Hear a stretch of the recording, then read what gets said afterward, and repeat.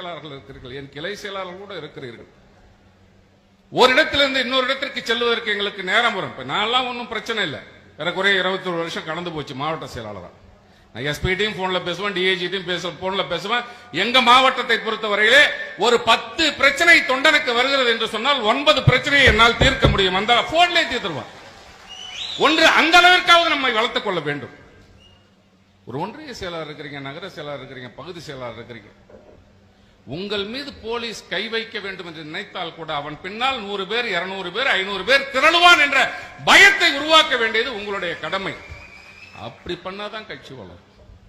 அப்படி பண்ணாதான் அண்ணி எந்த இடத்துக்கு வர வேண்டும் என்று நினைக்கிறீர்களோ, இந்த இயக்கம் எந்த இடத்திற்கு வர வேண்டும் என்று நீங்கள் நினைக்கிறீர்களோ, கேப்டனுடைய லட்சியத்தை அப்பொழுதுதான் நிறைவேற்ற நீங்கள் பாடுபடுவதாக அர்த்தம்.